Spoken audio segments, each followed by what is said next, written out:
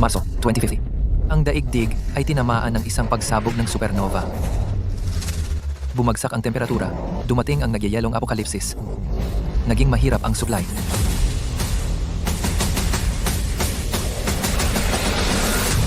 Sa kabutihang palad, sanay akong mag-imbak ng supply. Maayos naman ang kalagayan ko, kahit paminsan-minsan.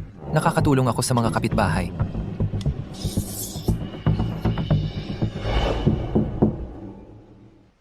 Chloe. Hindi man lang ako tiningnan ni Chloe. Bakit bigla siyang lalapit sa akin? Victor, pakiusap. Pasukin mo ako.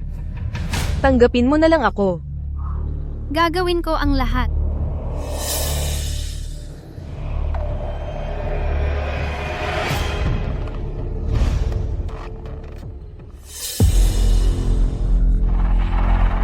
Ano bang ginagawa nyo?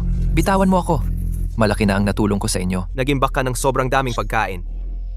Tapunan mo lang kami ng ilang bote ng tubig at noodles at akala mo magpapasalamat kami? Kayo. Hindi mo inaasahan yan, di ba? Aking mabuting kaibigan, ang babaeng matagal mong hinahabol ay kasama ko pala simula pa. Akala mo karapat-dapat ka sa akin? Kung hindi dahil sa supply mo, masusuka ako sa pakikipag-usap sa'yo. Tigilan mo na ang pagsayang ng oras sa talunang ito. Itapon siya sa labas. Kapag patay na siya, pwede nating kainin ang kanyang laman. Itapon siya. Oo. Gawin mo?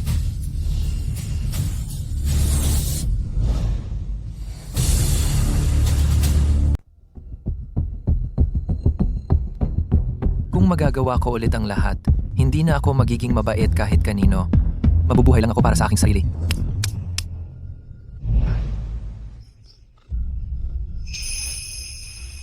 Saan ito?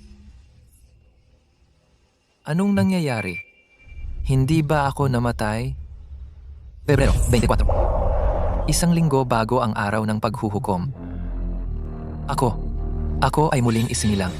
Sa pagkakataong ito, hindi na ako magiging isang kordero na ihahain. Ang mga pumatay sa akin, magbabayad gamit ang kanilang dugo. Ngunit una, kailangan kong isaalang-alang kung paano makaligtas sa apokalipsis at mabuhay ng maayos. Maagang pumanaw ang aking mga magulang. Iniwan sa akin ang bahay na ito at mahigit 3 milyong dolyar. Ngunit para makaligtas sa apokalipsis, kailangan ko ng malaking supply at mga sandata para sa proteksyon.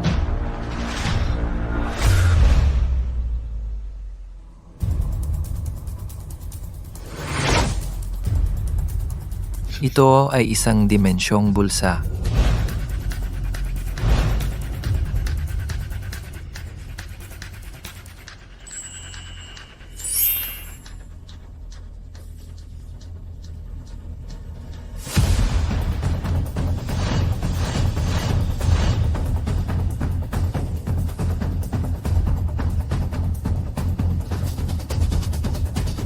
Mahusay, gamit ang dimensyong bulsa na ito, makakapag-ipon ako ng malalaking yaman. Mayroon akong isang matapang na plano.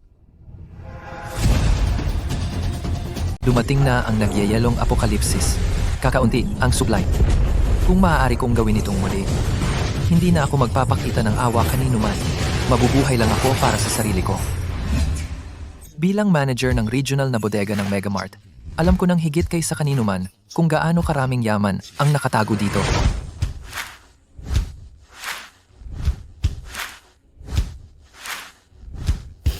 Megamart, bilang pinakamalaking supermarket sa mundo, ay mayroong lahat ng gusto mo.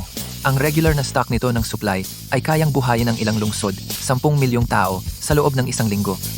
Hanggat nailipat ko ang lahat ng supply sa bodega sa aking dimensyong bulsa, maaari akong mabuhay ng napakakomportable sa apokalipsis. Sa aking nakaraang buhay, ako ay isang mangmang na tupa sa awa ng lahat. Sa buhay na ito, ako ay magiging isang lobo na lalamon ng lahat. Ginoong Vance, ang paggawa ng isang top-level na ligtas na bahay ay tatagal ng 5 araw. Ang mga materyales ay lahat military-grade, bulletproof, fireproof, impact-resistant, kabuuang halaga 8 milyong dolyar. Kailangan mong magbayad ng 2 milyong dolyar na deposito muna, ang natitirang 6 na milyong dolyar. Pagkatapos maihatid ang bahay, ay dapat bayaran sa loob ng 2 buwan. Kung tutuusin, ang puhunan sa materyales at paggawa ay malaki. Pipirmahan mo na lang ganyan? May problema ba? Wala. Ginoong Vance, isa kang prangkahan na tao. Kapag dumating na ang apokalipsis, ang pera ay papel lang. Ang natitirang balanse, hindi na mababayaran sa buhay na ito. Dumating na ang deposito, salamat Ginoong Vance. Kasiyahan sa pakikipagnegosyo. Ginoong Davis, maaari mo ba akong kunan ng mga baril? Ginoong Vance, ang ganoong bagay ay hindi pinapayagan para sa pribadong pagmamayari. Mahigpit itong kinokontrol, hindi iyon madaling asikasuhin. Kailangan ko ng ilan para sa pagtatanggol sa sarili. Talagang wala akong gagawing ilegal. Maintindihan. Well, mayroon akong ilang koneksyon, ngunit ang presyo ay maaaring medyo. Hindi problema ang pera. Naiintindihan? Lahat dapat dumating sa tamang oras sa araw ng paghahatid. Makatitiyak ka, Ginoong Vance. Salamat.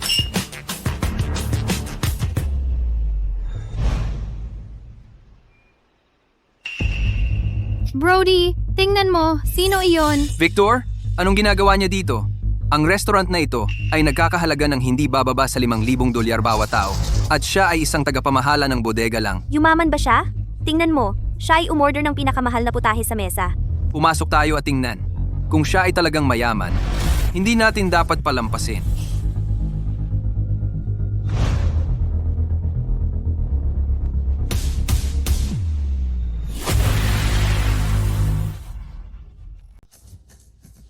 Kumalma ka. Hindi pa oras. 6 na araw pa bago ang apocalypse. Marami pa akong oras. Victor, ikaw nga talaga. Nakita lang kita mula sa bintana at naisip kong nagkakamali ako. Pre, ang galing ng setup mo. Yumaman ka. Hindi mo man lang sinabi sa kaibigan mo. Anong nangyayari? Hindi ba siya namumula dati kapag nakikita ako? At nauutal kapag nagsasalita? Bakit kaya ganito siya ngayon? Hindi, sobra lang akong nag-iisip. Paano siya magiging cold sa akin? Victor, nanalo ka ba sa loto o kumita ng malaki sa investments? Victor, kung may paraan ka para yumaman, isama mo ako. Magkapatid tayo, di ba? Ang galing mong kapatid. Huwag kang masyadong excited kapag nanliligaw. Kailangan mong magpahirap, pero dapat laging available kapag tumatawag siya. Sa nakaraan kong buhay, si Brody ang nagtulak sa akin na ligawan si Chloe.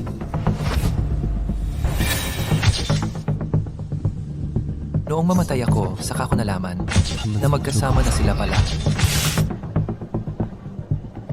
Akala ko siya ay mabuting kapatid. Nagtuturo sa akin ng mga sikreto sa panliligaw. Lahat ng tinuro niya sa akin ay para maging alipores niya ako, para gawin ko ang lahat para sa kanila. Dahil nagkita tayong muli, turuan ko muna sila ng leksyon.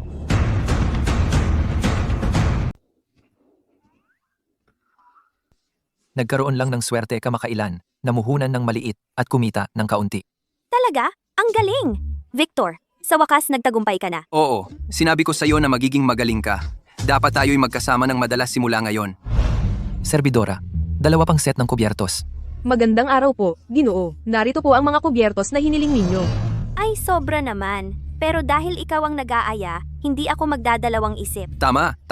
Hindi rin kami mahihiya. Isang order ng Australian lobster, at ang caviar din, at truffle foie gras, at isang bote ng Lafite. Kukunin ko ang M12 Wagyu. At ang seafood platter. Ganyan ba kayo kagutom? Iyan lang po. Bilisan niyo ang pagkain. Sige, sandali lang. Victor, mayaman ka na ngayon. Kailangan mo na kaming alagaan simula ngayon. Tama yan bro. Huwag kang mag-alala. Babantayan kita. Sisiguraduhin kong mapasa kanya si Chloe. Turuan mo ako kung paano siya makuha noong dinadala mo siya sa kama. Yun ba ang itinuro mo sa kanya? Talaga bang tingin mo sa akin ay tanga? Oh, maraming salamat.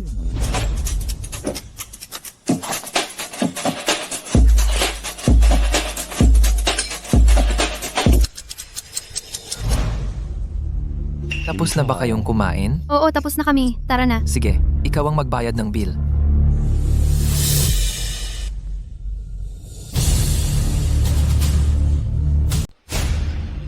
Victor, anong sinabi mo? Sinabi ko na dapat kayo ang magbayad ng bill. Hindi ako kumain ng kahit anong in-order ninyo. Babayaran ko lang ang kinain ko. $8,800. Victor, niloloko mo ba ako? Hindi ba ikaw ang manlilibre sa amin? Kailan ko sinabi na manlilibre ako? Malinaw mong sinabi na magdagdag ng 2 set ng kubyertos. Kung hindi yun ang manlilibre, ano pa? Sinabi ko na magdagdag ng 2 set ng kubyertos. Ibig sabihin ay pwedeng kayong umupo at kumain kasama ko. Pero hindi ko sinabi na ako ang magbabayad. Napakaraming ulam ang in-order ninyo. Kaya natural lang na inakala kong kayo ang magbabayad para sa sarili ninyo. Victor, niloloko mo kami. Niloloko ko ba kayo? Hindi. Iniisip ko lang, hindi naman kayo ganoon kahirap na hindi na kayo makabayad ng isang kainan, di ba? Victor, hindi ka ganyan dati. Tigil. Dati kang, Alam mo iyon. Iyon ay dati. Nagbabago ang tao. Victor, huwag kang umalis. Victor, nakikiusap ako!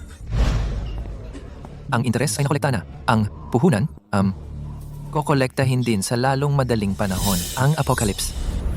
Dumating ka ng mabilis. Ginoong Vance, ang mga dingding, kisame, at sahig ay gawa sa 8 pulgadang kapal na alloy. Lahat ng pinto ay pinalitan ng mga pintong panseguridad na grade ng bangko. Mangyaring tingnan ang kisame sa itaas. Ang buong bahay ay nilagyan ng sistema ng ventilasyon at pagpapainit na pumipigil sa 99% ng pagkawala ng init.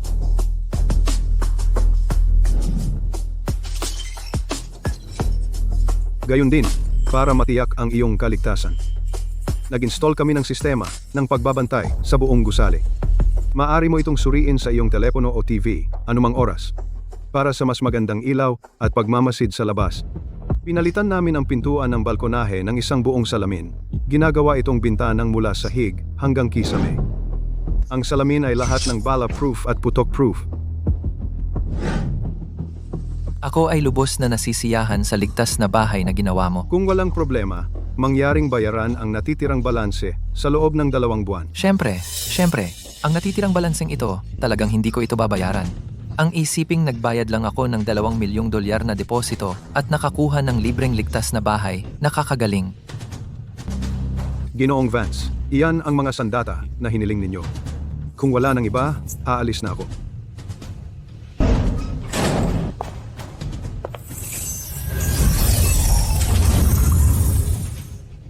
Darating ang araw ng paghuhukom, kailangan kong magmadali at salakayin ang malaking bodega ng Megamart na iyon. Kunin ito at magkakaroon ako ng walang katapusang supply.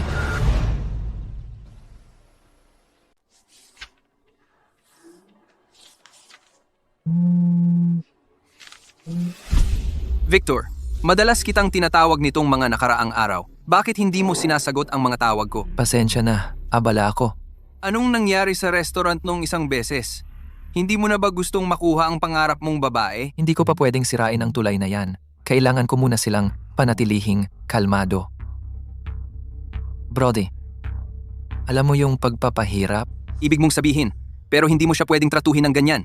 Hindi mo ba alam na madaling mahiya ang mga babae? Pinapahiya mo lang siya. Eto, ako na ang mag-ayos ng pagkikita ninyo ni Chloe. Sasabihin ko na ihahandog mo siya ng hapunan ngayong gabi. Magbayad ka na lang sa kanya, okay? Hindi ngayong gabi. Sa ibang araw na lang. Ubos na ang oras. Kailangan ko nang mag-ipon ng supply ngayon. Walang oras para sa 2 walang hiyang yan. Binigyan ko ng pampatulog ang mga tauhan sa gabi kanina. At pinutol ko ang mga kamera sa pangunahing pasukan at sa loob ng bodega. Ngayon maaari ko nang isagawa ang plano.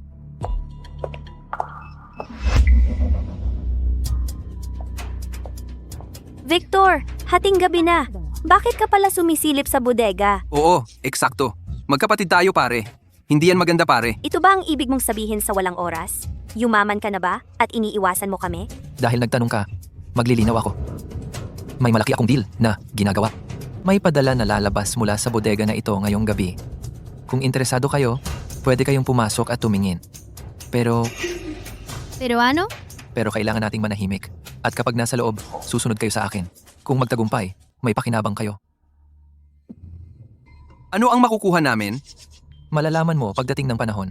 So, sasali ka ba o ano? Hindi ako sigurado dito, pare. Huwag mag-alala, naayos ko na lahat. Naka-off ang mga kamera. Natutulog ang mga tauhan. Mabilis lang tumingin sa loob. Ano bang pwedeng magkamali?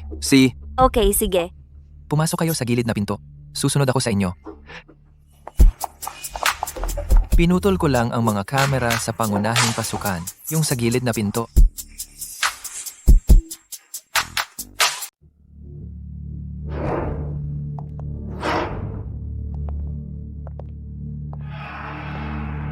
Maghintay ka rito para sa akin. Titingnan ko ang sitwasyon. Sige, bilisan mo. Brody, ano sa tingin mo ang tunay na pakay ni Victor? Hindi naman illegal yan, tama ba? Eh kung illegal, basta kumikita. Hindi mo ba nakita ang kilos niya kamakailan? Kumakain ng mamahaling pagkain at bumibili ng lahat ng ito? Tiyak na yumaman siya.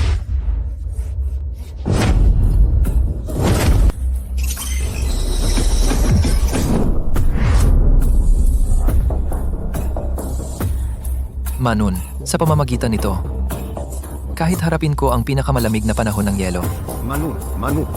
makakapamuhay din ako ng maayos. Isa na namang bayad sa interes ang nakolekta. Tungkol naman sa principal, kapag nagising ka, may malaking sorpresa na naghihintay.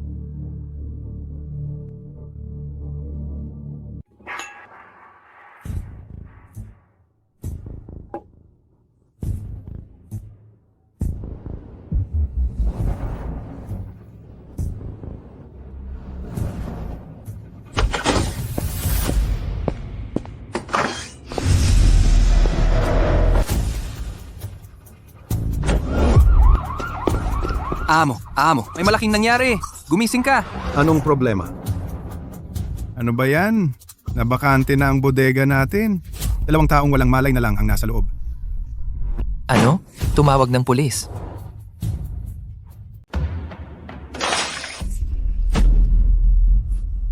Saan? Saan ito? Anong ginagawa mo? Pakawalan mo ako.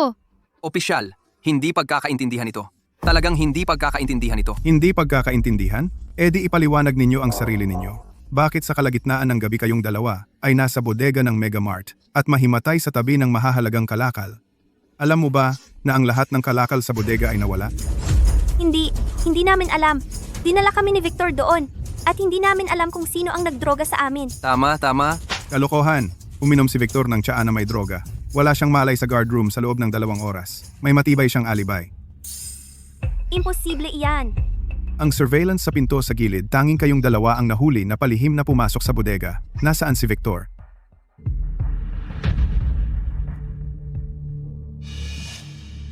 Maaari na kayong umalis. Salamat, opisyal. Sa tanghali, darating ang apokalipsis.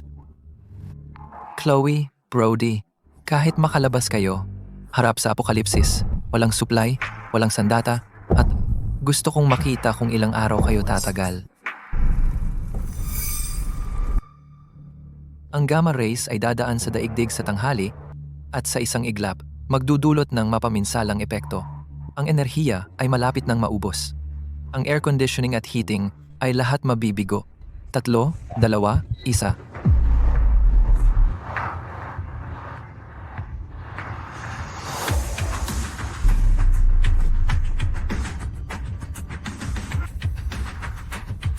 Dumating na sa wakas.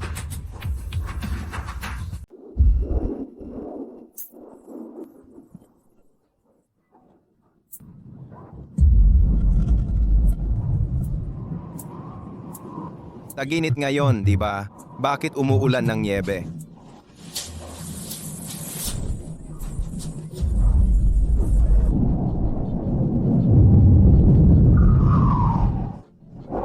Akala ng lahat, ordinaryong niebe lang ito, pero hindi nila alam na simula na ito ng sakuna. Tungkol sa dahilan ng biglaang lamig, inaalam ng Weather Bureau. Mahirap maglakbay. Pwedeng mag-stock ng supply kung kailangan.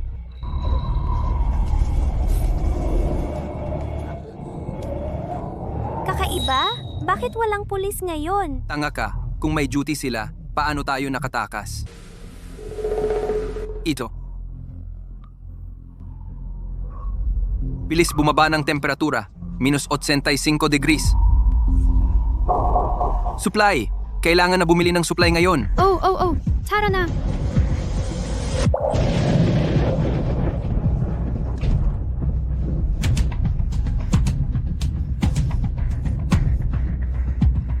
Ano gagawin natin? Naubos na ang supermarket. Ilan na lang ang natitira naming instant noodles. Kasalanan ni Victor to. Kung hindi niya tayo naipahuli, hindi sana tayo naubusan ng supply. Nauna si Victor sa atin. Nang malaman niyang may problema sa panahon, siguradong nag-stock siya ng supply. Text ko siya ngayon, papadalhan niya tayo.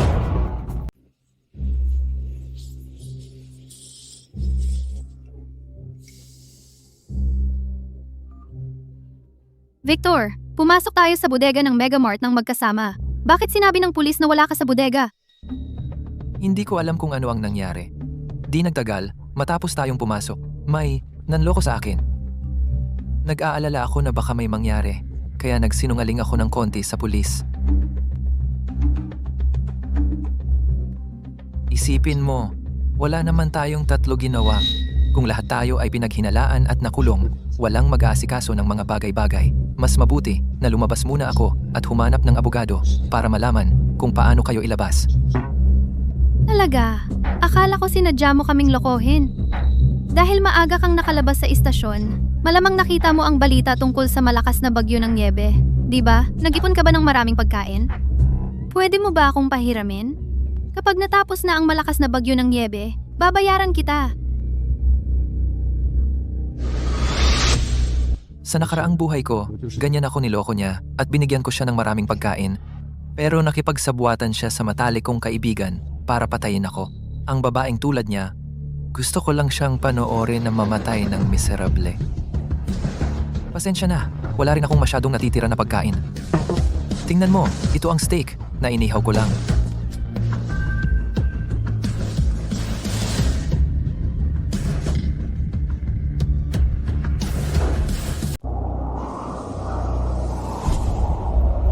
Napakalamig. At si Victor ay nakamanipis na pajama lang. Tinatamasa ang steak at red wine. Nakatira tayo sa iisang building, pero parang nasa magkaibang mundo tayo.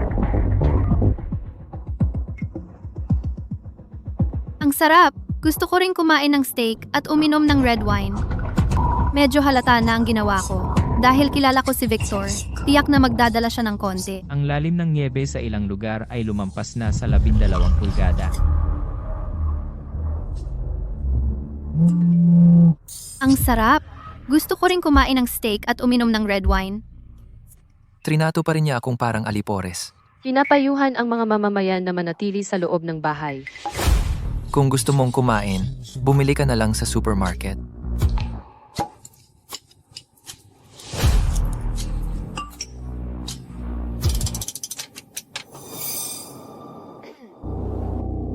Kung gusto mong kumain, bumili ka na lang sa supermarket. Victor, hindi ka tunay na lalaki. Binibigyan ka ng napakagandang pagkakataon at hindi ka man lang dumaan para pahangain ako. Chloe, sinusubukan ka lang ni Victor na asarin? Tiyak na gusto ka pa niya at gusto niyang sumuko ka. Nakakatawa. Konting pagkain lang naman. At akala niya magiging nobya niya ako dahil doon? Victor, sobrang naive mo. Chloe, bakit hindi mo sabihin kay Victor na pwede kang kumain kasama siya pero kailangan siyang mag-provide ng pagkain? Sa ganun, makakapag-save ka ng face at makakain ka pa rin ng maayos. Eh di bibigyan ko siya ng pagkakataon na kumain kasama ako. Victor, matagal na tayong hindi nagkikita. Paano kung pumunta ka sa bahay ko para mag-dinner ngayong gabi?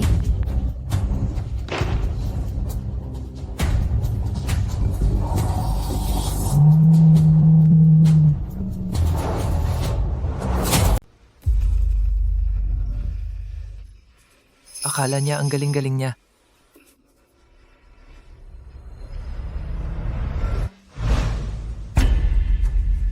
Gusto mo akong tratuhin ng hapunan? Sige, pero dahil sa malakas na bagyo ng niebe, ayoko talagang lumabas. Kaya hintayin natin matapos ito. Mga highlights ng unang taon, nagpapaalala sa mga mamamayan na manatili sa loob at rasyonin ang supply. Gusto mo akong tratuhin ng hapunan? Sige. Pero dahil sa malakas na bagyo ng niebe, ibig sabihin, dahil sa bagyong ito, ayoko talagang lumabas. Kaya hintayin natin matapos ito. Itong si Victor ay sobrang walang utang na loob dahil binigyan ko siya ng pagkakataong ilibre ako ng hapunan at inaasahan niya talagang ako ang magbabayad. Si Victor, na dati humahabol kay Chloe, ngayon ay naging walang pakialam? Napapaisip ako kung ang isang alipores ay maaaring matauhan, kaya tawagan ko siya. Victor, narinig ko inanyayahan ka ni Chloe sa hapunan at tinanggihan mo siya. Paano kang naging ganun katanga? Ito ang pagkakataon mong mapalapit sa iyong diyosa. Anong gintong pagkakataon? Ngayon nagawa mo na at siguradong galit si Chloe. Ang isa ay naglalaro ng mabuting pulis, pero alam ko na ang kanilang mga daya sa simula pa lang. Ano? Wala naman akong ginawang mali. Tanga ka ba? Ngayon ang lungsod ay natabunan ng niebe at ang pagkain sa kanyang bahay malamang ay halos ubos na. Sa ganitong pagkakataon, kung magdadala ka ng masarap na pagkain, hindi ba iyon ang perpektong paraan upang ipakita ang iyong katapatan kay Chloe? Pero wala na rin akong masyadong natira. Victor, huwag kang maging hangal! Sa ganitong oras, bakit ka nagpapakabanal? Gaano katagal sa tingin mo tatagal ang bagyong ito? Kung magugutom ka ng ilang kainan at mapapanalo si Chloe, hindi ba malaking panalo iyon? Alam ko may gagawin ako, kaya kailangan ko nang umalis.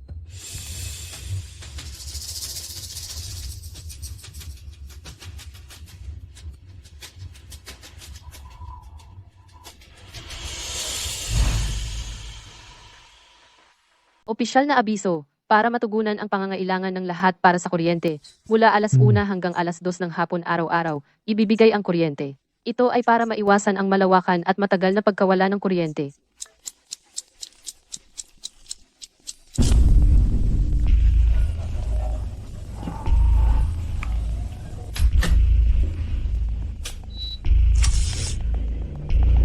Buti na lang may silent generator ako. Kaya hindi ako natatakot sa pagkawala ng kuryente. News Studio, Newscast sa alas 8 ng gabi.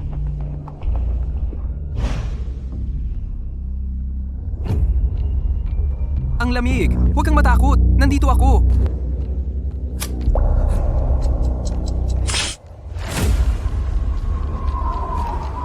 Anong nangyayari?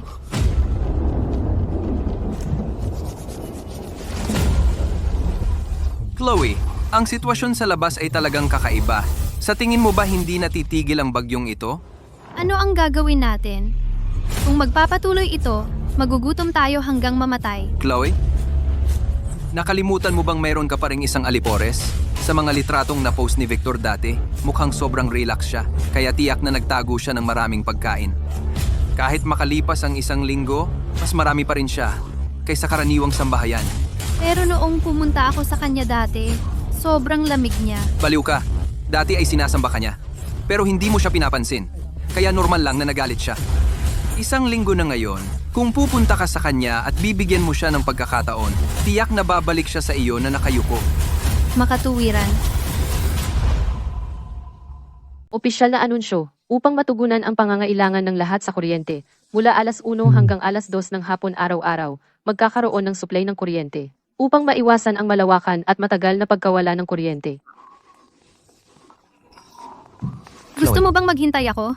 Victor, ilang araw ka nang hindi kinakausap ako. At ang sama mo pa, pinaghihintay mo ako.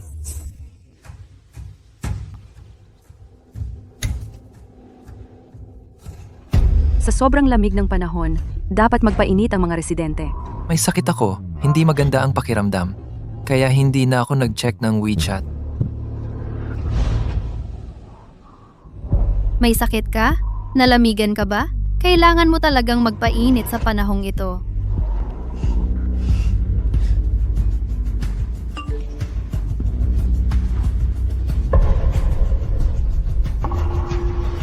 Trangkaso sa tag-init.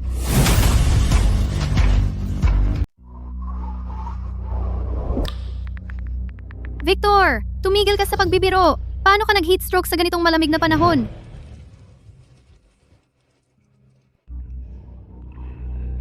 Malamig? Mayroon akong apoy silid sa bahay ko, pero hindi ko nararamdaman ang lamig sa Yunfang. May apoy silid pala si Victor. Diyos ko, sa panahong ganito, paanong may tao na nabubuhay ng napakaganda? Kailangan kong pumunta sa bahay ni Victor. Telecom. Sige, makikita na natin ngayon na napakasama ng sitwasyon sa labas. Oo, makikita natin na napakalakas ng bagyo ng niebe ngayon. Ang bagyo ng niebe ay nagdulot ng matinding traffic sa buong lungsod. Ang bagyo ng niebe ay nagparalisa sa trapiko ng buong lungsod. Sige, maraming salamat sa ating field reporter sa ulat na iyon.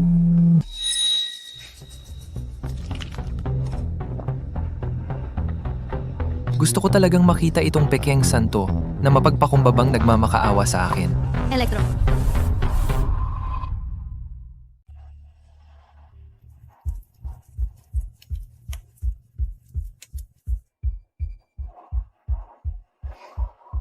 Kumusta ka na, Chloe?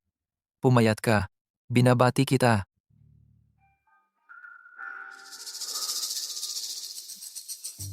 Victor, ang dami mong pagkain sa bahay. Ang galing! Maraming tao sa labas ngayon ang hindi man lang makakuha ng pagkain. Ano namang malaki dyan? Araw-araw kumakain ito. Nakakasawa na. Victor, hindi naman oras ng kuryente ngayon. Bakit sobrang liwanag sa bahay mo? Nagpakabit ako ng apoy silid at napapainit nito ang lugar. Ang init sa loob, hindi komportable. Victor, ang galing mo talaga. Pwede bang pumunta ako at tingnan ang bahay mo? Matagal na kitang hindi nakita. Namiss kita ng sobra. Ang lamig sa labas. Dapat manatili ka na lang sa bahay at magpahinga. Huwag kang magpagala-gala.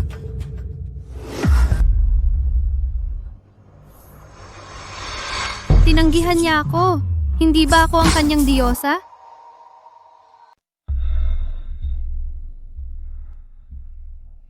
Victor, hindi ba't lagi kang pinakamabait sa akin? Namiss kita. Hindi ba ako pwedeng pumunta para makita ka? Tuwing tatanungin kita kung pupunta ka sa akin, laging may dahilan ka. Sinasabing pareho tayong single at masama kung may magsalita. Akala ko, tama ka. Wala namang nangyayari sa atin. Dapat tayong maglayo. Ang ginawa ko noon ay para sa ikabubuti mo. Victor, huwag kang maging makitid. Sabihin mo na lang na mali ako, okay? Pupunta ako ngayon din para bayaran ka. Victor, sa totoo lang, lagi na kitang may gusto sa iyo. Tungkol naman sa pagiging magkasintahan, maaaring isipin ko ito sa hinaharap. Kung tutuusin, ang pagkakilala ay nagbubunga ng pagmamahal.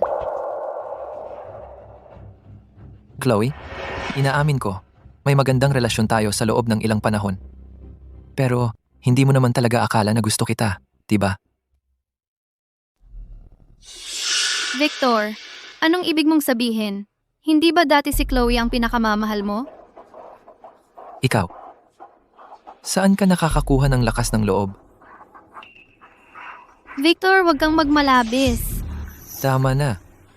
Manghuhuthot ka ng ginto. Kaya wag mo akong lokohin na parang inosenteng babae. Victor, anong ibig mong sabihin? Tumahimik ka.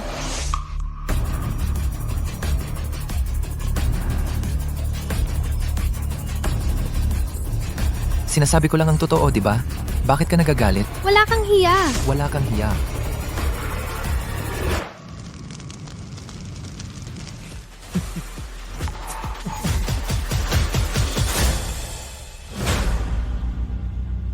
Victor, gago ka talaga. Sino ba siya? Na mangahas mang insulto sa akin. Victor, gago ka. Hintayin mo. Hindi umubra ang pagmamakaawa ni Chloe. Baka naman talagang si Victor nakita na ang totoong kulay ng babaeng iyon. Kung patuloy na uulan ng niebe, hindi tayo makakaligtas kung walang supply, kaya kailangan nating humingi ng tulong kay Victor.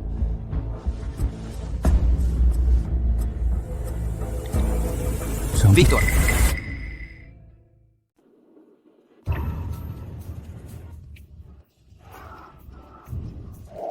Sa apokalipsis, ang pagtingin sa kanilang paghihirap ay mas nakakaaliw kaysa sa pelikula.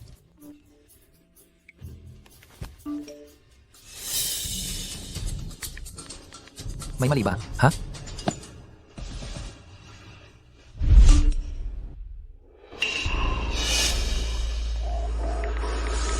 nag-text lang si Chloe sa akin. Sabi niya kung bibigyan ko siya ng pagkain, matutulog siya sa akin. Hindi ko inakala na ganun siya kadali. At saka, narinig ko na wild siya sa kabila. Siya ay iniingatan ng ilang matatandang lalaki. Hindi siya kasing inosente ng tila. Pinush ko noon na habulin mo siya. Ngayon napagtanto ko kung gaano ako bulag.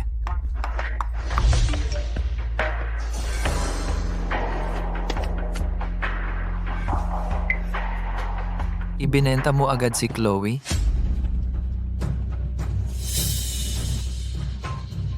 Anong ginagawa mo? Wala. Tingnan natin kung may signal. Victor, magkapatid tayo, di ba? Dahil sa babaeng ito, parang lumayo tayo sa isa't isa nitong mga nakaraang araw. Dahil sa malakas na bagyo ng niebe, delikadong lumabas. Paano kung tumira muna ako sa inyo para makapag-usap tayo? Bilang kapatid ko, alam mo kung ano talaga si Chloe sa likod ko, pero hindi mo sinabi sa akin at pinipilit mo akong habulin siya. Yung card na bro na ginamit ko, sana mailigtas ang sitwasyon. nasira agad. Victor, alam kong mali ako. Noong una, akala ko chismis lang at hindi ko sineseryoso. Hindi ko naisip na talaga siyang nagpabaya sa iyo ng maraming oras at pera para sa kanya. Pwede bang maging mas malawak ang pangunawa mo at patawarin mo ako ngayong minsan? Kapag nandyan na ako sa inyo, gagawin ko lahat ng gawaing bahay at hindi kita pag-aawayan sa supply kasi kailangan ko lang ng matutuluyan. Noong nakipagsabuatan ka kay Chloe para patayin ako, bakit hindi mo naisip ang araw na ito?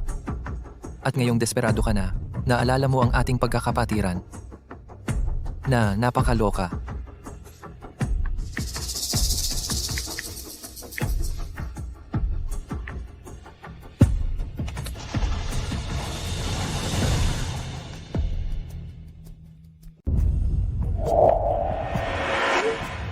Lumabas ka at makipag-usap Victor, sa amin. lumabas ka at Alam kong makipag-usap sa magkamali amin, okay? Maawa ka naman sa akin. Maawa ka naman sa akin. Magiging alipin mo ako. Magiging alipin mo ako.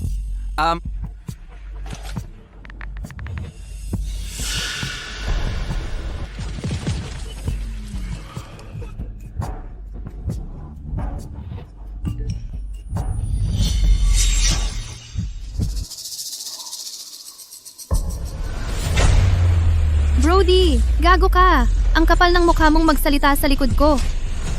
Kumakain ka ng pagkain ko, umiinom ng tubig ko, at natutulog sa tabi ko. At ngayon gusto mo akong iwan at pumunta kay Victor? Gago ka. Nasisiraan ka na ba ng bait? Chloe?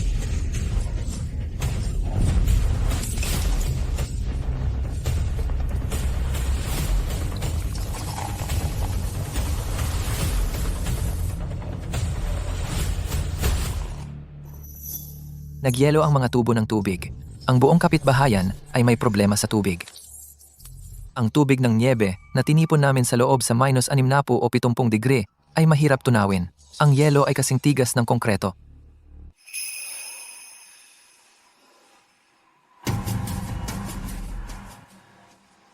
Si Victor ang gumawa nito para lang panoorin tayong mag-away-away. Mahuhulog ka pa ba sa bitag niya? Ano bang plano mo? Dahil hindi nakikinig si Victor sa rason, bakit hindi natin salakayin ang lugar niya at kunin ang bahay niya sa pamamagitan ng puwersa? Makatuwiran. Victor, gago yan. Bakit siya ang nakatira sa napakagandang bahay? Hindi ako naniniwala na hindi natin siya kayang talunin ng dalawa. Tapos, lolokohin natin si Victor para buksan ang pinto. Sa sandaling buksan niya ang pinto, tayo ay...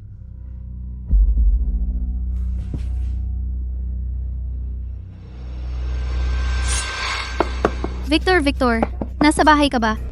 Chloe, ang pagpunta niya sa akin ngayon ay hindi maganda. Victor, nasa masama lang akong kalooban at hindi dapat kita sinigawan. Alam kong mali ako. Buksan mo ang pinto at hihingi ako ng tawad sa iyo ng personal. Gusto mo akong patayin? Hindi ka karapat-dapat.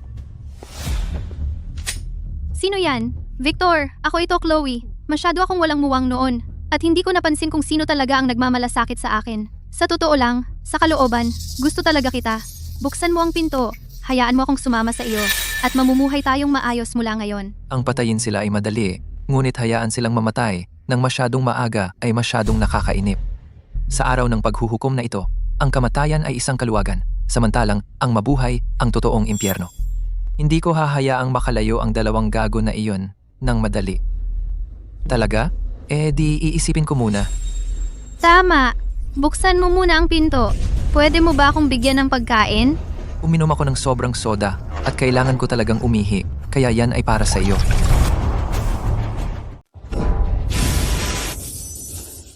Ano to?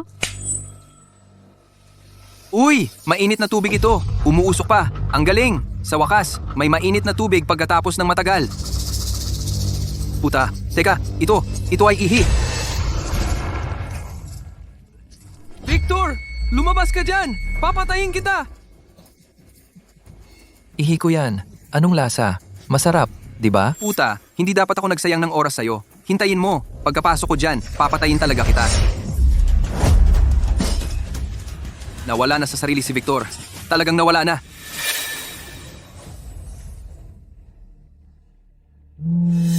May problema tayo.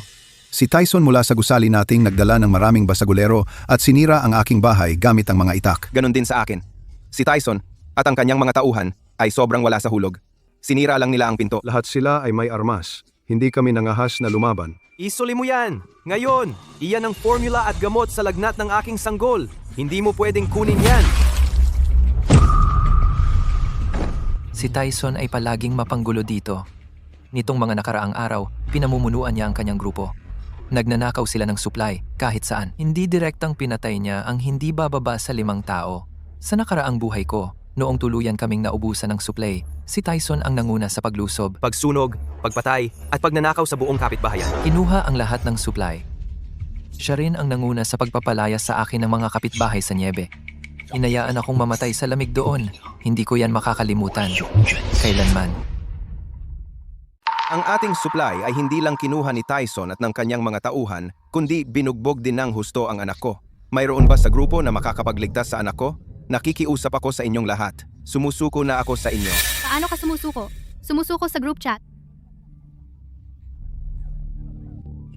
Tingnan ko ang bata, pero hindi ko masisiguro na magagamot ko siya.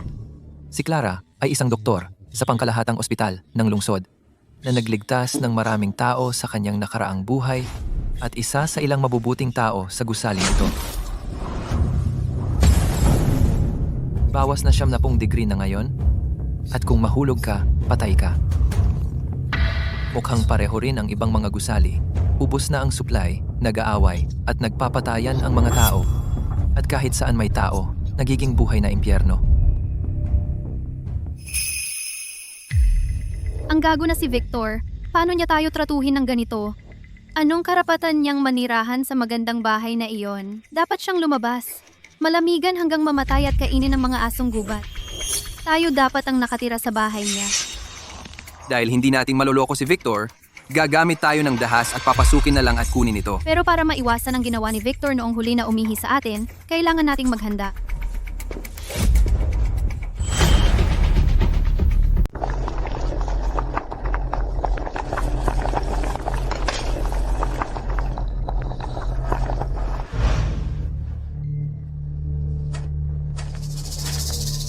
Tamang-tama noong huling beses, hindi kita pinatay. Sa pagkakataong ito, hindi masama ang isa pang aral.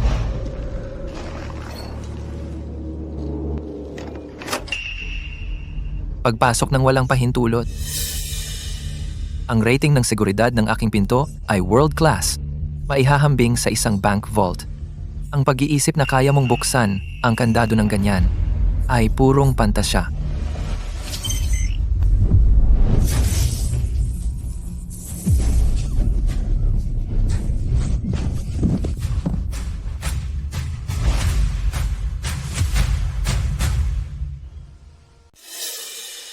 Victor, wala kaming masamang intensyon. Gusto lang naming makipag-usap. Pumunta ng hindi inanyaya, binuksan ang kandado ko, at tatawagin mo, yun na, pakikipag-usap? Sa tingin ko, pagkatapos mong pumasok ng wala sa oras, ang susunod ay, patayin ako. Tapos, masisiyahan ka sa ligtas na bahay na pinaghirapan kong ihanda, tama ba? Victor, binibigyan ka namin ng huling pagkakataon. Buksan mo ang pinto at papasukin mo kami. Kung hindi, ang kahihinatnan ay hindi mo kakayanin. Victor, hindi ka namin sasaktan. Gusto lang naming manirahan kasama ka. Harapin na lang ang sakuna. Yun lang. Huwag kang magpasalamat. Oo, sa pinakamasama, hahayaan ka namin gamitin ang master bedroom at ikaw muna ang gagamit ng supply. Nababaliw na ba kayo? Sa una, itong bahay ay akin. Ngunit kumikilos kayo na parang kayo ang may-ari, naghahati-hati ng mga bagay. Sinadya kong gawin ang mga kalawang na yan. Kung isang gasgas lang sa balat mo, peligro ka sa tetano. Sa apokalipsis, walang gamutan. Hindi ka mamamatay agad, pero magkakaroon ng nana ang sugat. Either putulin ang parte o mamatay sa sakit. Sige, oras na para turuan kayo ng leksyon.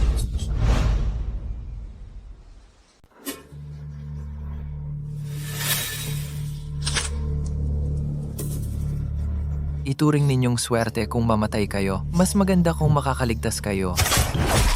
Ah! Ang sakit ng binti ko! Ito ay isang kalawang na espada. Magkakaroon siya ng tetano. Mga pananang balista, mayroon siyang mga pananang balista. Ang Victor na ito ay baliw. Ilabas mo ako dito! Sige, bahala na. Si Brody ay tinamaan ng pana. Para na siyang patay. Mamamatay siya sa sakit sa lalong madaling panahon. Tungkol naman kay Chloe. Marami akong oras para makipaglaro sa kanya.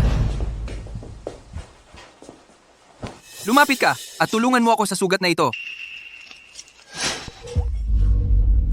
Paano naging ganito kalala? Kung bubunutin ko ng diretso ang espada, maaari itong magdulot ng matinding pagdurugo. Ano ang gagawin natin? Hanapin si Clara. Siya ay isang doktor. Alam niya kung paano ito hahawakan. Text ko siya ngayon din.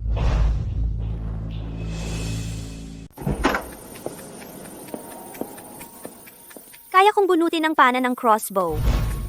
Pero kalawangin ito, at kung walang antibiotics pagkatapos, mamamaga ito, kaya natatakot ako. Paano naging ganito kawalang awa si Victor? Kahit kunin namin ang bahay niya, hindi naman namin siya papatayin.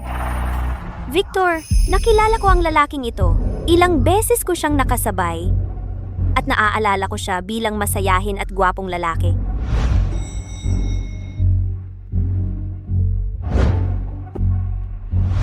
Gayunpaman, kung walang gamot, ang pagtanggal lang ng espada, malaking panganib pa rin sa buhay niya. Tiyak na may gamot si Victor sa kanyang lugar. Dahil noong nag-video call ako sa kanya, malinaw kong nakita ang bahay niya puno ng supply. Meron sigurong anti-inflammatory, antibiotics, mga ganoong gamot. Dr. Miller, tulungan mo muna akong bunutin ang espada. Tatawagan ko si Victor ngayon at sasabihing dalhin ang gamot. Kaya kong gamutin ang sugat mo, pero wag mong kalimutan ang ipinangako mo sa akin. Si.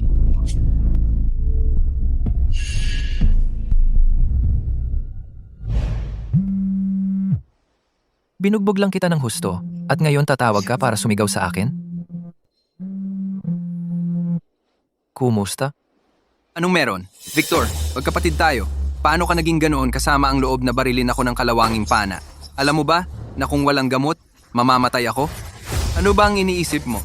Tama. Si Brody ay kapatid mo. Paano ka naging ganoon kabrutal? Bilisan mo na at dalhin ang anti-inflammatory at antibiotics. Talaga naman.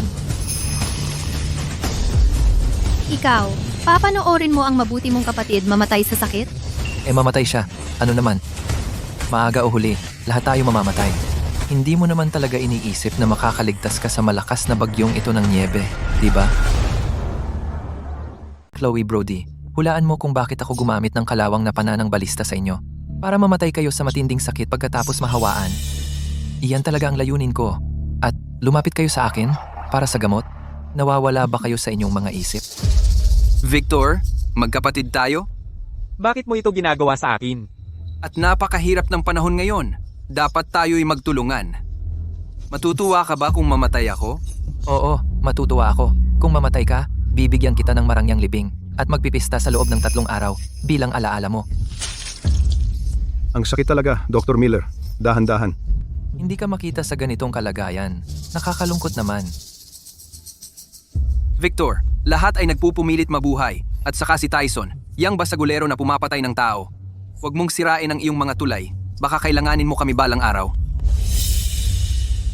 Bigyan mo kami ng gamot sa pagkakataong ito. Maaalala namin ang iyong kabutihan at tiyak na gagantihan ka namin. Pasasalamat? Akala mo ba tanga ako? Brody, nasaktan kita. Ngayon, nahihirapan kang sobra. Kahit anong gawin ko, ito ay laban hanggang kamatayan. Hintayin mo lang. Babangon ka ba sa akin? Hindi ako ganyan. Kung ganyan ka man o hindi, hindi mahalaga sa akin. Hindi kita ililigtas. Wala na. Victor, magkapatid tayo pre. Ganyan mo ba ako tratuhin? Hayaan mong sabihin ko sa iyo. Huwag mo akong itulak. Kung determinado kang patayin ako, hindi ko masisiguro ang gagawin ko. Ang mga bagay na kaya mong gawin, nagawa mo na lahat, diba? Kung may tapang ka, pinasok mo na sana at pinatay ako noon pa man. At kinuha lahat ng meron ako. Hindi ako ipinanganak kahapon. Alam mo ba, hindi iyon gagana sa akin. Ikaw!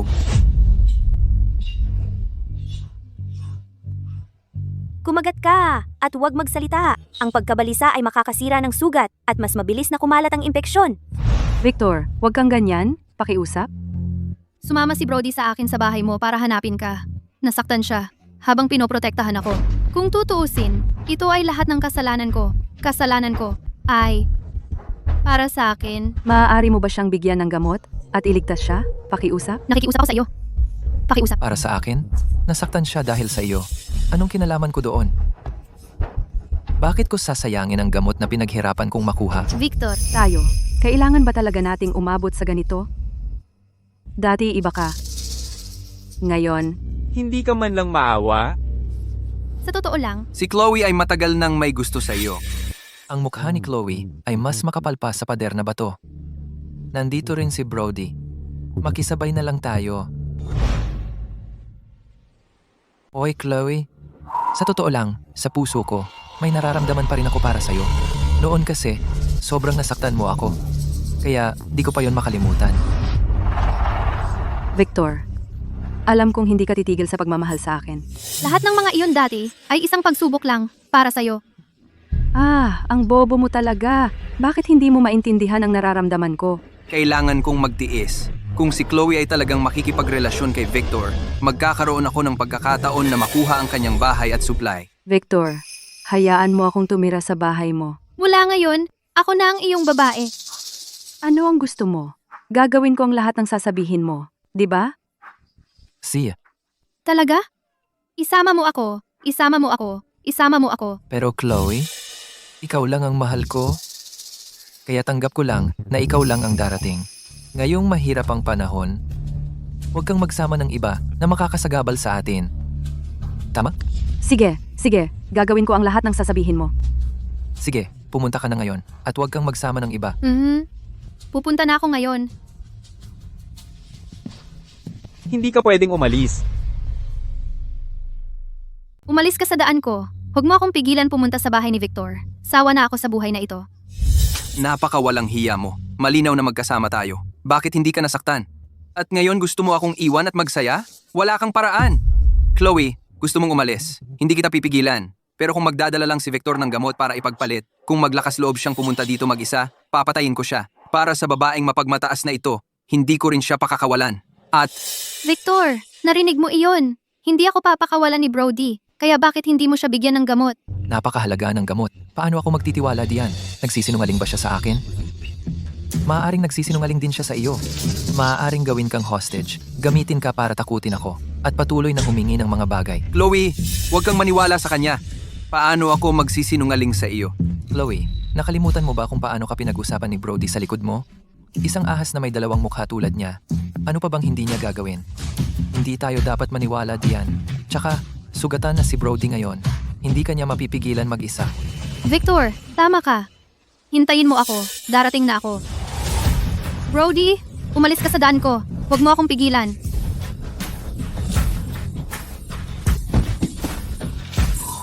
Tigilan mo na ang away, Brody. Gusto mo bang mapanatili ang iyong binti? Gusto mong umalis? Mangarap ka pa. Victor, nasa kamay ko na si Chloe ngayon. Kung talagang gusto mo siyang iligtas, magdala ka ng gamot para ipagpalit. Masyado kang brutal. Natatakot ako. Paano kung dalhin ko ang gamot at patayin mo ako? Kaya Chloe, kahit na gusto ko talagang tumira kasama ka, hindi papayag si Brody. Huwag mo akong sisihin. Hindi. Ang pinakamalupit na bagay sa mundo ay bigyan ng pag-asa ang isang taong desperado. Pero hindi ito maabot kailanman. Narinig ko lang ang tawag nila. Maraming supply si Victor sa kanyang bahay. Baka makipagtulungan tayo sa kanya mamaya. Chloe, hindi kita hahayaang tumakbo mag-isa. Kung magdurusa tayo, magdurusang magkasama. Bakit ikaw lang ang dapat mag-enjoy sa buhay? Huwag mo nang isipin ang tumakas. Kahit na ako ay nasaktan, hindi mo ako kayang talunin. Ito ay pansamantalang solusyon lang. Walang gamot. Madali itong mahawaan mamaya.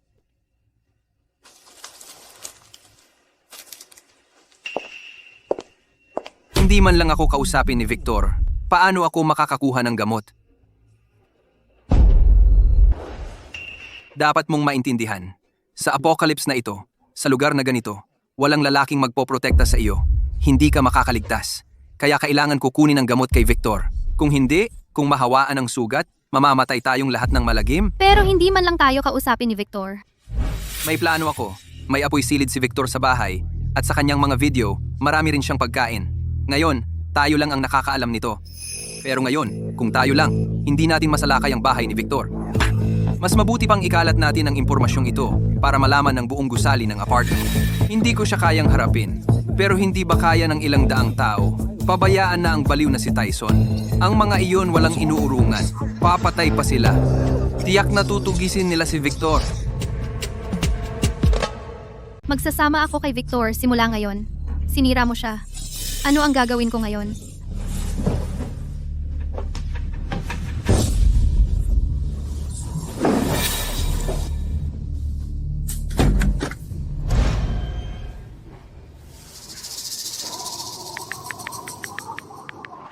Wow, bakit nakapajama siya? Nakabalot ako sa 3 kumot pero nanginginig pa rin. Paano siya nagiinit? Ilang araw nang walang kuryente ang buong lungsod. Bakit may ilaw pa sa bahay niya? Meron ba siyang generator? Hindi lang yon. Nagimbak na si Victor ng bundok ng supply. Meron siyang lahat, pagkain at inumin. Kami naman dito naghihintay mamatay. Habang siya nasa bahay, parang paraiso ang buhay. Alam ba niya na may mangyayari at hindi nagsabi kahit kanino, tahimik na naghanda para sa sarili habang pinapanood tayong naghihirap? Tao pa ba siya? Victor, ang dami mong pagkain sa bahay. Pakiusap, ibahagi mo sa lahat. Babayaran ka namin kapag nagkaroon ng pagkakataon. Maging matalino ka at ibigay mo na. Huwag kang maging makasarili. Victor, hindi ka ba matapang? Tingnan natin kung paano ka mamamatay ngayon.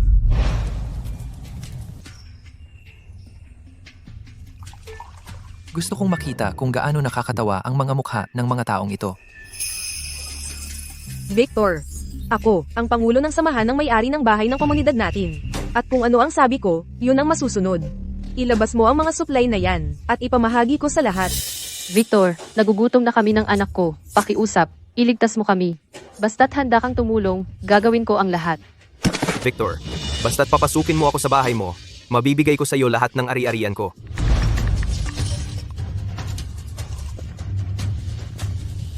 Kilala ba kita? Bakit ko ibabahagi ang mga gamit ko sa iyo? Victor, tao ka ba? Magkapit-bahay na tayo ng maraming taon, hindi ba natural ang magtulungan? Bakit ang lupit mo naman? Ano ang silbi ng mag-isa? Binata, huwag isipin mo lang na magpahinga at mag-relax. Kailangan mong matutong magbigay. Kung hindi mo itinago ang balita at lihim na nag-imbak ng supply, hindi sana tayo ganap na hindi handa at napunta sa ganitong gulo. Kasalanan mo ang lahat. Tapos?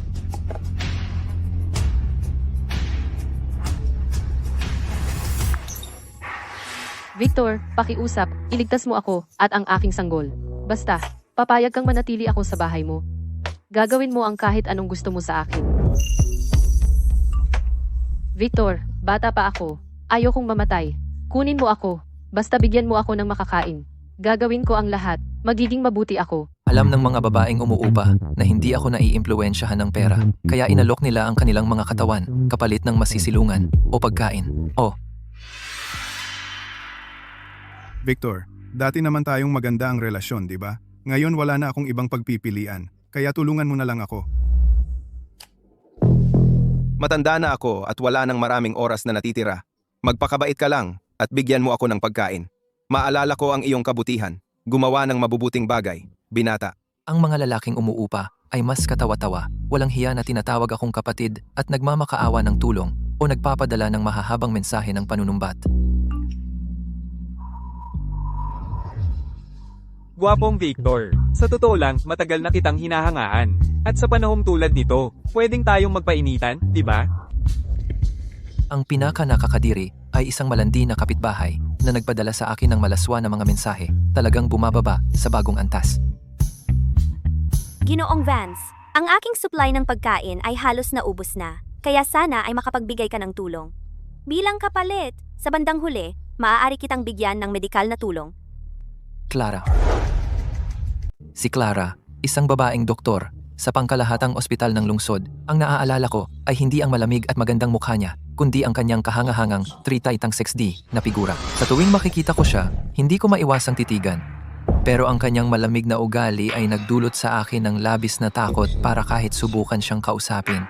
Siya ay isang tunay na doktor, napakarasyonal. Hindi siya nakiusap para sa limos o awa. Sa halip ay nais niyang makipagpalit ng isang bagay.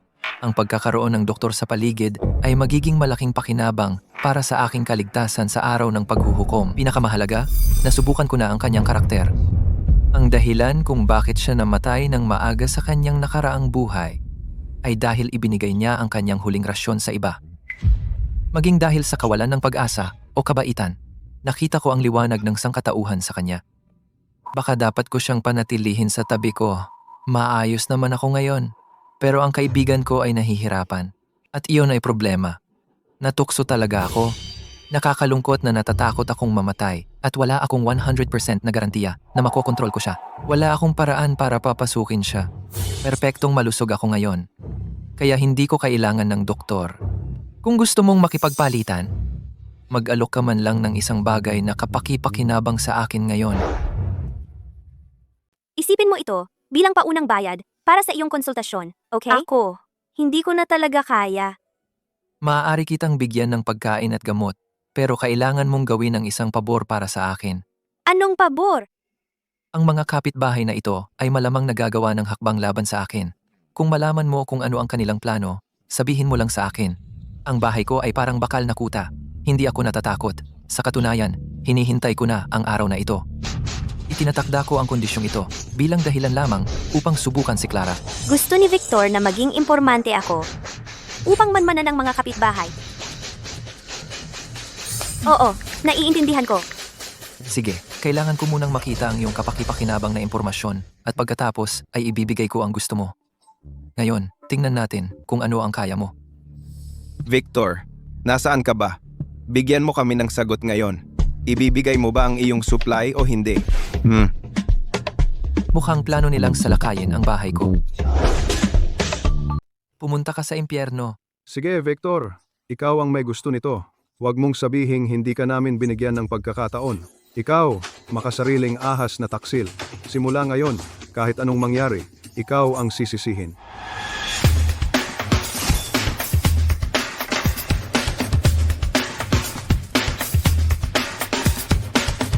Labanan ninyo ako. Lahat kayo. Lahat. Ang pangunahing layunin natin ngayon ay pabagsakin si Victor. Kaya huwag kayong mag-alala. Hindi ko muna sasaktan ng iba sa ngayon. Pero para sa operasyong ito, gusto ko ang kalahati ng supply na makukuha natin. Sa ngayon, dapat lahat iwan ang mga nakaraang sama ng loob. Ang prioridad ay pumasok sa bahay ni Victor at bawiin ang supply na pag-aari ng lahat. Ilabas ang mga kutsilyo. Sundan ako. Patayin si Victor. Kunin ang supply. Patayin si Victor. Saktan. Hanggang mamatay. Ang walang hiyang makasariling gago. Victor, hindi ko sinasadya. Talagang hindi ko sinasadya. Kapag pinatay ni Brody si Victor, makakakuha ako ng ilan sa mga supply na iyon, saka magkakaroon ako ng sapat na pagkain at mananatiling mainit. Tulad ng inaasahan ko, gumawa sila ng bagong group chat. Idinagdag ang lahat ng nabubuhay na may-ari maliban sa akin, kasama si Tyson. Nag-scroll ako sa mga mensahe at natagpuan ko na iilan lang ang hindi nagsalita tulad ni Clara, maging ang mga malapit sa akin at nakatanggap ng tulong ko. Nakalimutan na lahat iyon upang mabuhay. Iaalis nila ang lahat ng etika at moralidad. Nagpaplano silang pumunta sa bahay mo. Nakuha ko. Galaw na? Hindi na ganito kalamig ngayon. Hindi ka ba mag-iisip ng paraan? Ang pinakamatalinong hakbang ay ibigay ang ilang supply para pakalmahin ang lahat. Kahit gaano kalakas ang isang tao, hindi siya makakalaban ng mahigit 100 tao. Mahigit 100 tao ay madaling makakasira ng bahay. Tandaan, huwag kang mangahas na pumunta rito sa pagkakataong ito. Huwag kang kumuha ng kahit ano. Umupo ka lang at manood ng palabas.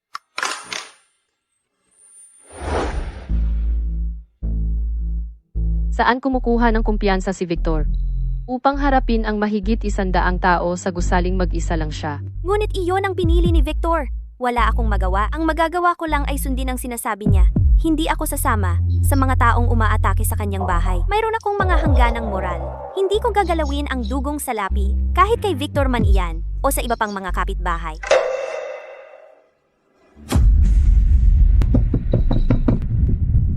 Nandito na sila. Patayin si Victor. Kunin ang kanyang supply. Patayin si Victor. Patayin si Victor. Kunin ang kanyang supply.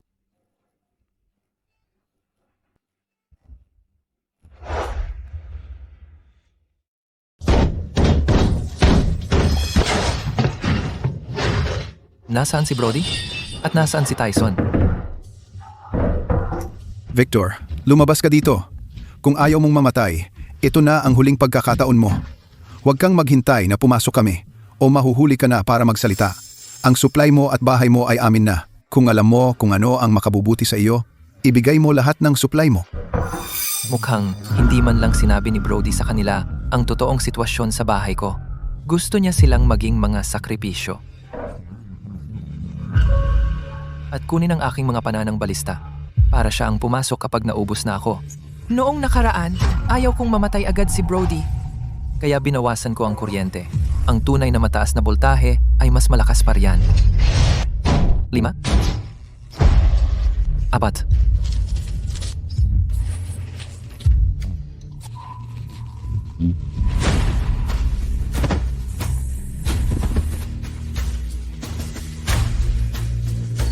Sumusuko na ako at babalik na ako. Sumusuko na rin ako.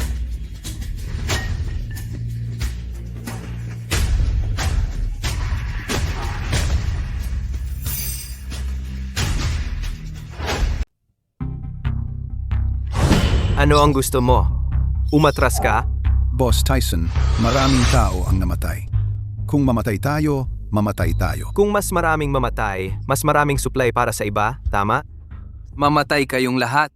Kapag namatay kayo, ang mga pana ng balista ni Victor ay halos ubos na. Pagkatapos, kami ni Tyson ay kikilos na. Ang lahat ng supply ay atin na. Huwag kayong matakot, gamitin ang troso para salpakin ang pinto. Huwag lang hawakan ang pinto. Wala na siyang maraming palusot. Wala na siyang palusot. Kapag nasira natin ang pintong ito, May maaliwalas na apoy silid na naghihintay sa loob at walang katapusang pagkain na naghihintay sa atin. Mga pare, salpakin ninyo. Buksan ang pinto at patayin ang bastardo na si Victor. tara na!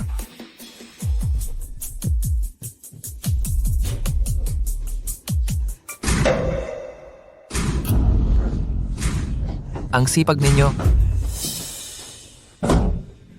Kaya dahil sobra ang pagsisikap ninyo, hayaan ninyong pasiglahin ko ang mga bagay para sa inyo. 1, 2, 3. 1, 2, 3.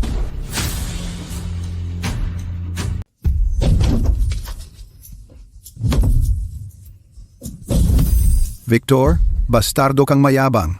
Papatayin kita.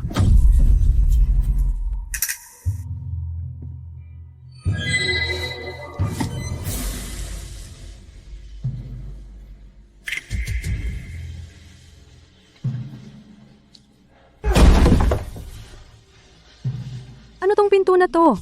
Ang tigas naman ito. Sa ganitong bilis, gaano katagal bago tayo makapasok?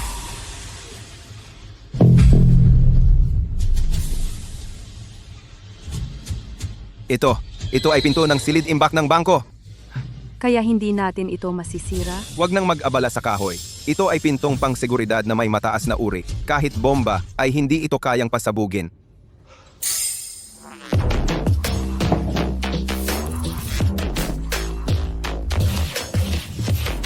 Pagod na sa pagrampa? Ako naman.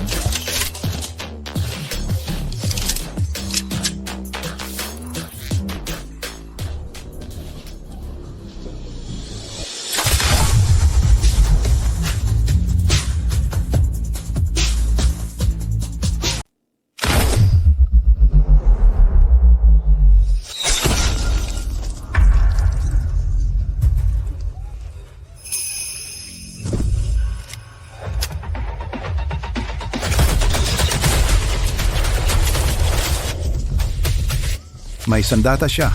Mag-ingat sa mga bolt. Bolt iyan. Umiwas.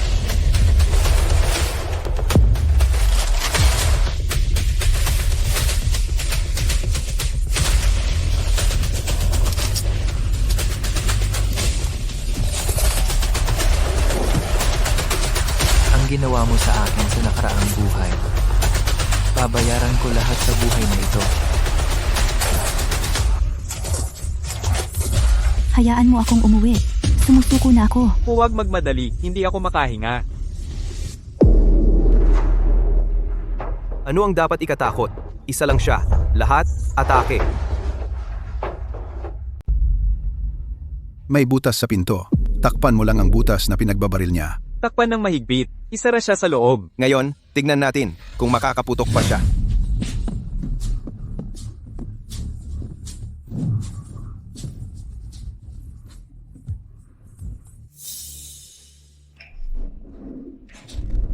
Ang pintong ito, na bakal, ay pwedeng buksan lang mula sa loob, ang mga nasa labas. Kahit mangarap na makapasok ay hindi. Victor, walang hiya ka. Kawawa ka at walang hiya. Lumabas ka. Kung may tapang ka, lumabas ka. Victor, hinahamon kita sa isang laban ng isa-isa. Halimaw ka, lalaban ako sa iyo hanggang kamatayan.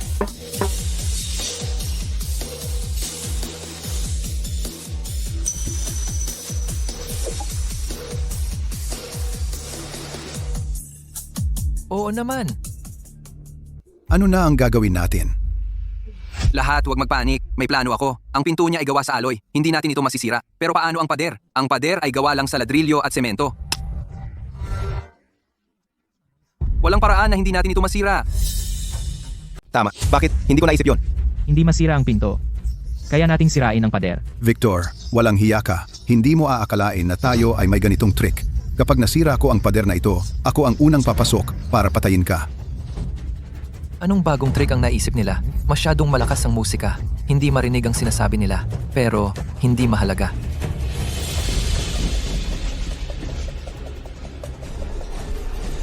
Kibain!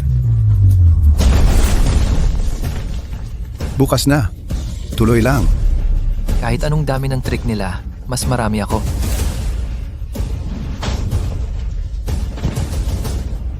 Anong nangyayari? Ang loob ng pader na ito ay gawa rin sa bakal.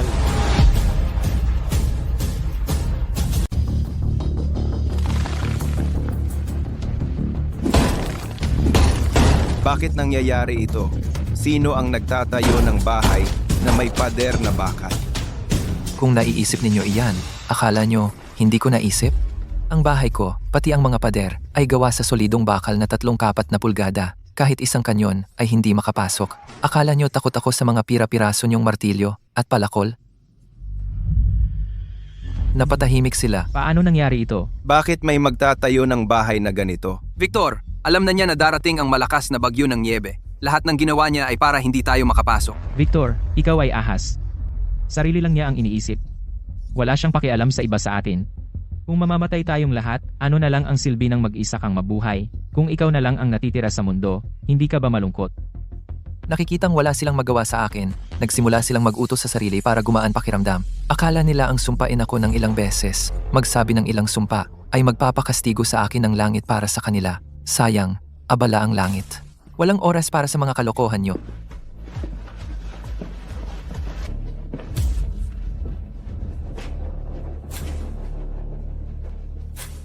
Bakit nagmamadali?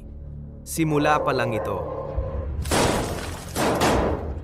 Kahit gawa sa bakal ang kanyang mga pader, paano ang kisame? Ang sahig? Hindi ako naniniwala. Na talagang isinara niya ang sarili sa isang metal na kahon. Ang utak ng lalaking ito, talagang gumagana ng maayos. Pero sa kasamaang palad, hindi naman ako ganoon katanga. Sige, lahat kayo, umalis na kayo. Maghukay kayo sa taas at baba ayon sa gusto ninyo. Hihintayin ko kayong maghukay hanggang sa magtanong kayo kung bakit kayo nabubuhay. Tama. Ang kisame, ang sahig. Hindi niya naman natataka ng itaas at ibaba, di ba? Mga lalaki, umakyat kayo sa taas at bumaba at maghukay.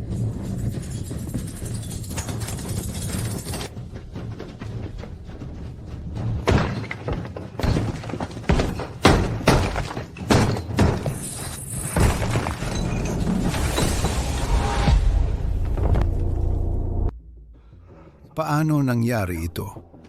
Baka naman, talagang wala ng paraan? Lintik ka. Victor, bakit ang sama mo? Paano ang buhay mong single ay mas mahalaga kaysa lahat kaming nabubuhay? Ano bang masama kung isakripisyo mo ang sarili mo? Siguro, maaari mong subukang dumaan sa balkonahe.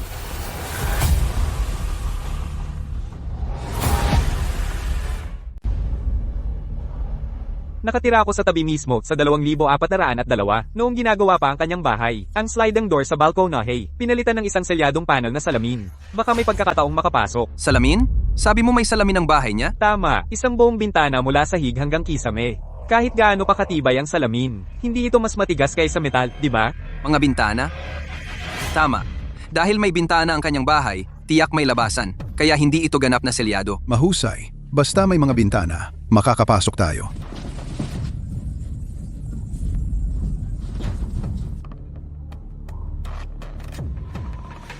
Ano pa ang hinihintay natin? Tumalon? Basagin ang salamin? Sino ang unang papasok? Siya ang mauunang pumili ng anumang nasa loob.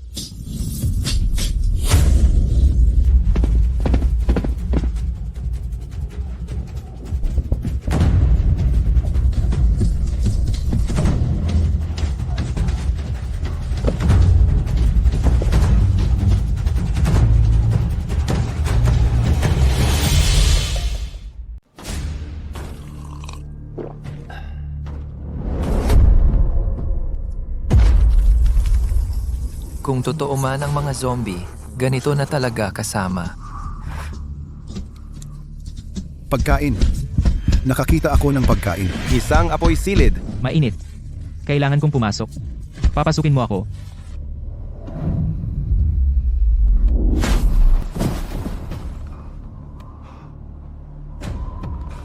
Ito. Anong klaseng salamin ito? Matagal na naming pinuputol. Wala man lang bitak. Sino nagsabing mas mahina ang salamin kaysa metal? Malaki ang binayad ko para sa custom na ito. Basong bala proof. Isang pader na kasing kapal nito, hindi na lang bala ang kayang pigilan. Kaya nitong pigilan ang mga bala ng artilerya. Basong bala-proof. Isang pader ng basong bala-proof na kasing kapal nito. Kaya pa nitong pigilan ang mga bala ng artilerya. Kaya walang epekto ang paghampas natin. Hindi ako naniniwalang hindi natin ito masisira. Kapag nasira natin ito, ang apoy silid, pagkain, at inumin sa loob ng bahay lahat ay akin. Buong umaga akong abala. Medyo nagugutom na.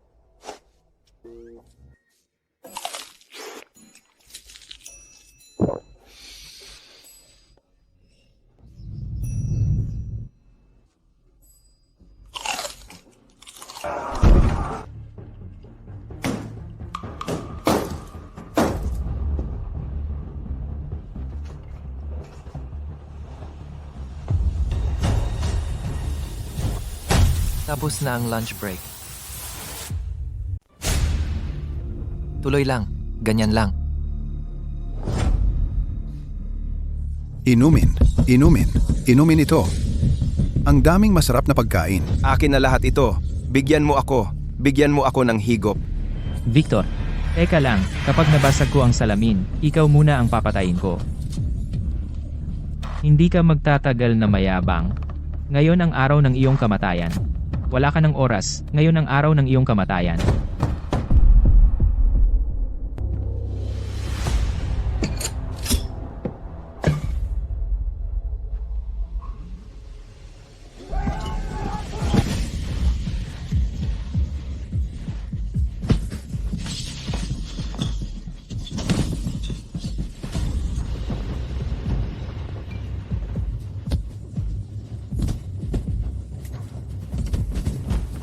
Akin! Akin ito!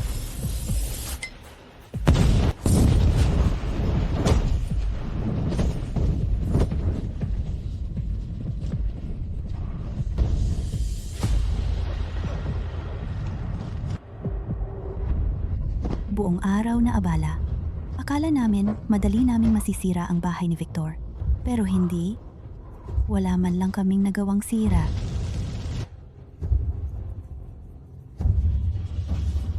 Hindi ko na kaya.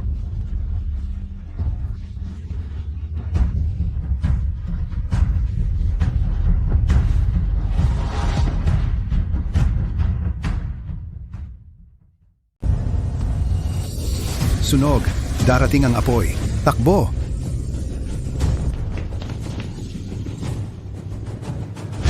Ano sa tingin mo ang ginagawa mo bumabalik dito? Sino ang nagsabi sa iyo na tumakbo? Boss Tyson, ang gusali sa kabila ay nasusunog. Sinabi ko sa iyo na umatake?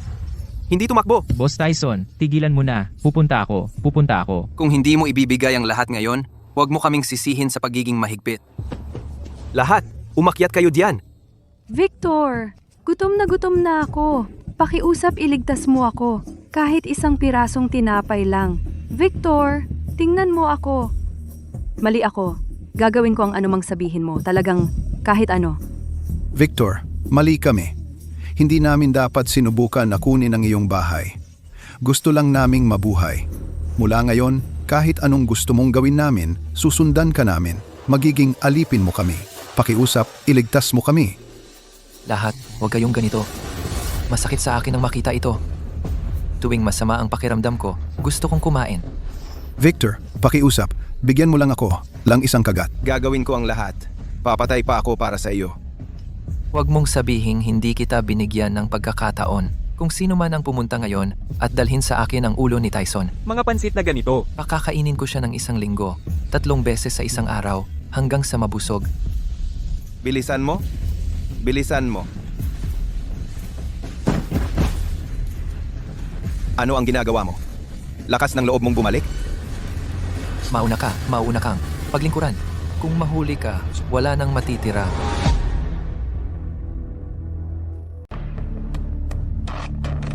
Ano ang gusto mo?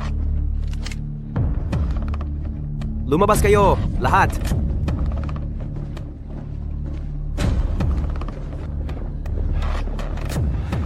Sandali, paano ang lugar ni Victor? Iyon na? Titigilan na natin? Hindi tayo makapasok. Ano pa bang magagawa natin? Bilisan mo. Makakaisip tayo ng paraan mamaya. Pumunta ka sa impyerno.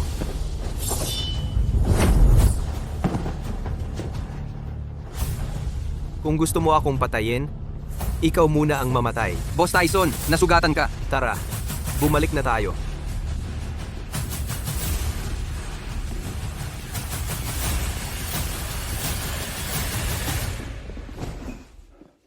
Dr. Miller, nasugatan si Boss Tyson. Dr. Miller, Nasugatan ako. Bendahan mo ako. Bilisan mo. Victor.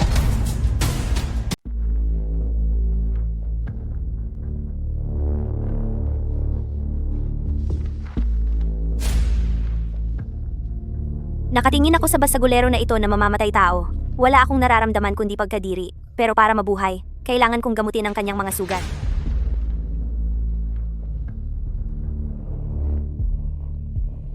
Ano ang gusto mo? Wala. Hindi ka makakaalis hanggang sa gumaling ang aking mga sugat. Hindi ka pwedeng umalis. Doktor lang ako. Anong silbi ko sa iyo kung itatago mo ako dito? Malaking silbi. Ngayon sa gusaling ito, sino ang nakakaalam kung gaano karaming tao ang may gustong mamatay ako? At kulang ako sa gamot at mga doktor. Ang pagkakaroon ng doktor sa tabi ko, iyan lang ang paraan para maging ligtas ako. Ito ay ilegal na pagpigil. Illegal? Dok, mayroon pa bang batas sa mundong ito?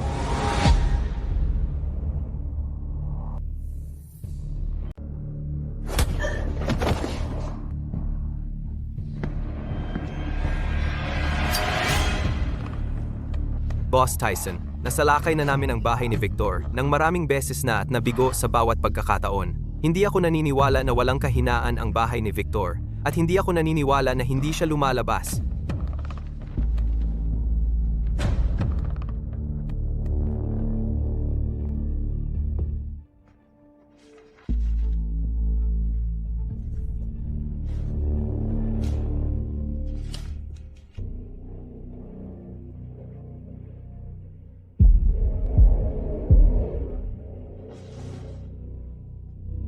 Lilipat kami sa apartment na katabi ng kanya. Mag-shift kayo sa pagbabantay kay Victor. Sa sandaling lumabas siya, papatayin natin siya agad. Magaling, Boss Tyson! Kailangan kong balaan si Victor.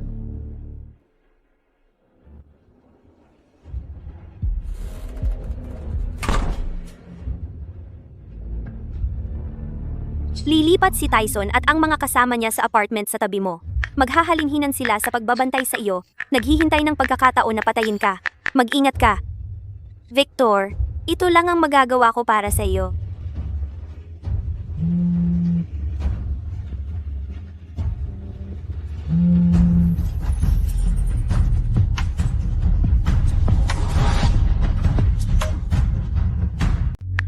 Nakuha ko. Manatili ka diyan at bantayan ang mga bagay-bagay. Bantayan ang mga bagay-bagay. Mag-ingat ka. Si Clara ay isang doktor, kaya hindi siya papatayin ni Tyson. Ligtas siya sa ngayon. Tungkol sa pagbabantay sa akin, mayroon akong dimensyong bulsa. Ang pagkain at tubig ay walang problema. Hintay ka lang. Hintay hanggang mamatay ka.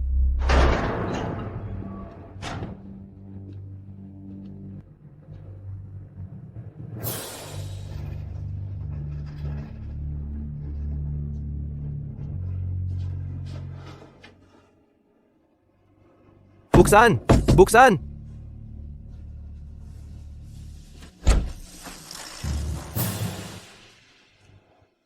Amo Tyson. Ano ang problema? Pinapalitan ko ng bahay sa iyo. Buksan mo ang pinto ngayon o babarilin kita. Nakapagdesisyon ka na ba? Amo Tyson, iyon na ang bahay na ito. Aalis na kami agad.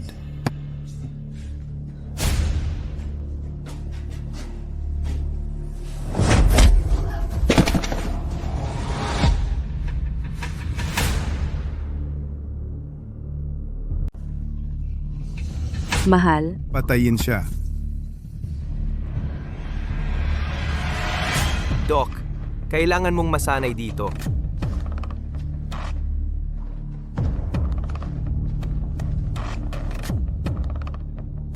Tyson talagang baliw. Sa mga susunod na araw, lagi akong nakakarinig ng mga kalabog at suntok mula sa katabing bahay. Si Tyson at ang kanyang mga tauhan iyon naghahanap ng mga butas sa aking silid.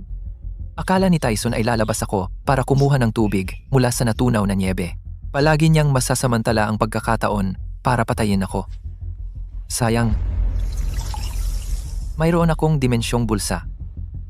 Walang problema ang tubig.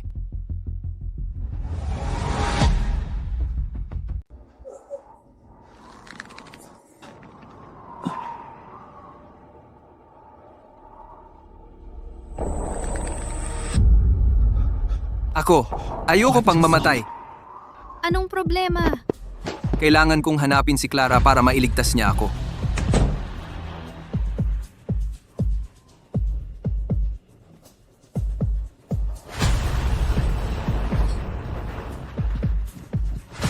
Clara, Dr. Miller, buksan mo ang pinto. Buksan mo! Anong problema? Tingnan mo ang sugat ko at iligtas mo ako. Masyadong malala ang impeksyon at gangrenous na. Walang paraan para operahan? Walang antibiotiko. Sa pinakamatagal, 3 araw, ang impeksyon ay magdudulot ng respiratory failure at papatay sa iyo. Hindi, ayokong mamatay. Brody, hindi ba't sasama ka sa akin? Ayokong mamatay. Victor, magkapatid tayo. Nakalimutan mo na ba? Nagsama tayong uminom, naglaro ng laro, at tinulungan pa kita na ligawan si Chloe. Victor, pakiusap. Bigyan mo ako ng gamot, kaunti lang, dahil ayokong mamatay. Kung nagawan kita ng masama sa anumang paraan, pakiusap. Maging maluwag ka.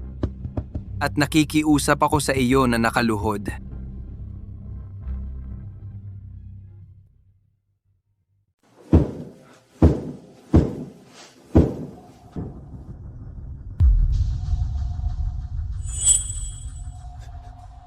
Pakiusap. Nakikiusap ako sa iyo.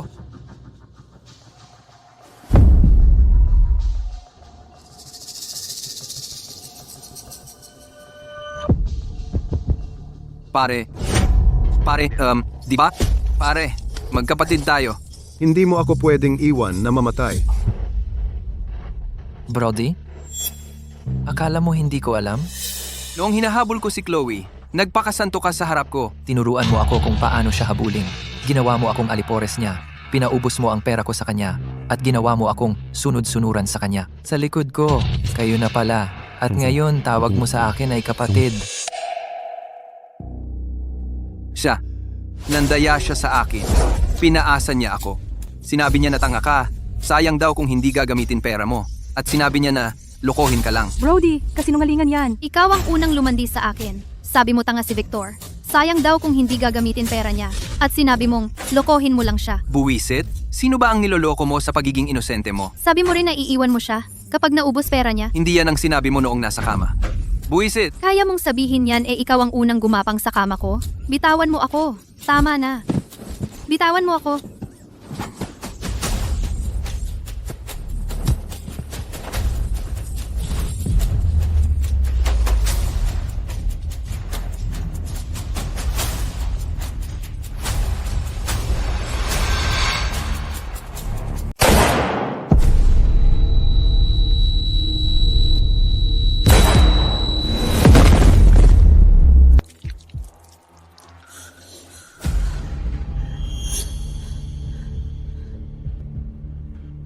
tumahimik ka. Nag-iisip ako, kayong dalawa maaaring tulungan ako na kunin ang bahay ni Victor. Kaya, kayong lahat ay mga talunan. Ako, hindi ako talunan. May gamit ako. Kaya kong gawin ang kahit ano. Ako, kaya ko. Gagawin ko ang kahit anong gusto mo.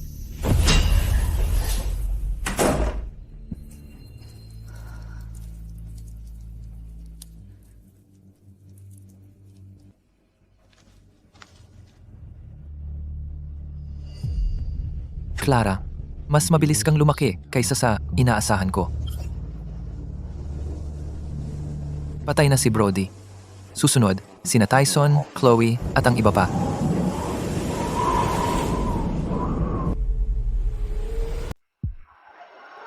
Ginagawa ni Tyson lahat para mag-recruit ng mga tao. Pinalalawak ang kanyang kapangyarihan. Sumusunod sa landas ng aking nakaraang buhay, ang supply ng karamihan sa mga sambahayan ay halos naubos na.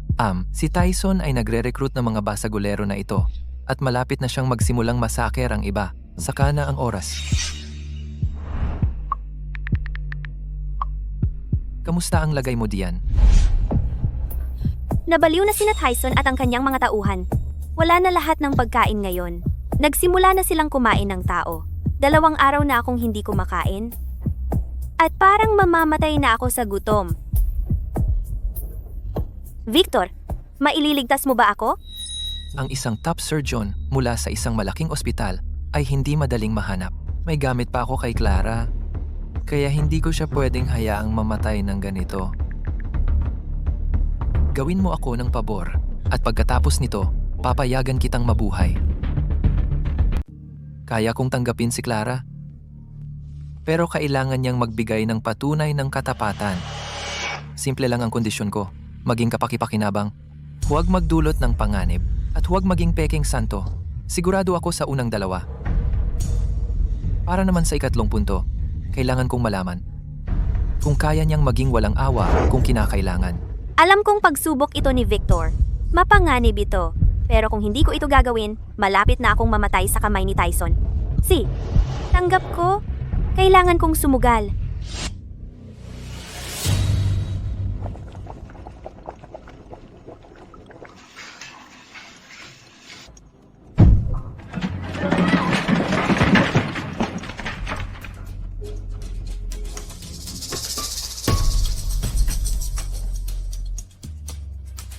Nahimatay na sila. Napili. Ano ang susunod? Kalad ka rin sila palabas sa balkonahe. Hindi ako pupunta roon. Baka bitag iyon na inilatag nila.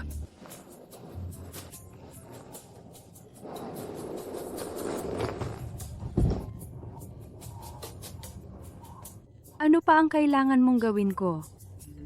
Sapat na iyon, pumunta ka at maghintay sa pintuan ko.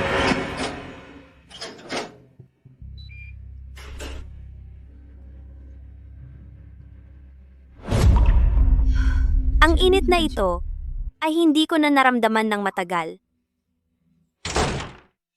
Ang ingat mo talaga. Ginawa ko na ang lahat ng sinabi mo. At inalagaan ang mga kaaway mo. Hindi ba sapat iyon para makuha ang tiwala mo? Ang mga taong iyon para sa iyo ay malaking problema rin. Hindi mo sila inalis para lang sa akin. Kailangan mo ring mabuhay. Ang pag-alis sa kanila ay nagpapatunay lang na kapakipakinabang ka at natutugunan ang pangunahing pangangailangan para maging katulong ko. Pero sa susunod, kailangan mong patunayan na wala kang masamang balak. Ano ang gusto mong gawin ko para maniwala kang wala akong masamang balak? Itaas mo ang mga kamay mo. Hahanapin ko para masiguradong wala kang tinatagong sandata. Kung gusto mo ng isang bagay, kailangan mong bayaran ang halaga. Okay, nakuha ko.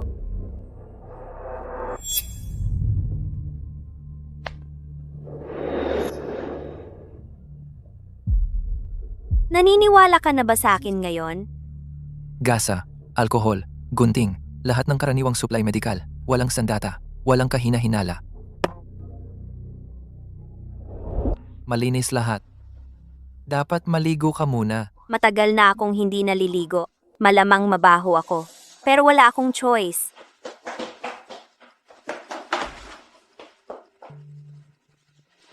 May malilinis na damit dito. Pwede mong isuot mamaya.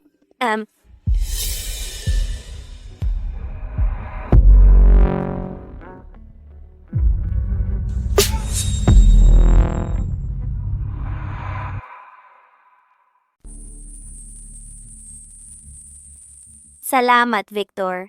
Matagal na akong hindi naligo. Nasayang ko ang tubig mo. Hindi ka galit sa akin, di ba? Maupo ka. Makinig ka. Pinayagan kitang manatili dahil may halaga ka sa akin. Pero dapat mong sundin ang lahat ng utos ko. Kung hindi, palalayasin kita. Kung may tutol ka, pwede kang umalis ngayon. Sige, gagawin ko ang sasabihin mo. Malapit na ang oras. Oras na para ayusin ang isang bagay.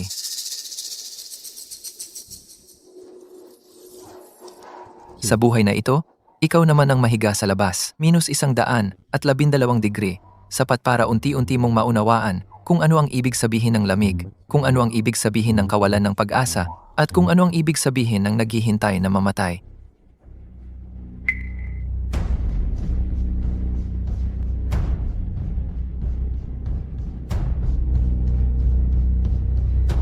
Victor,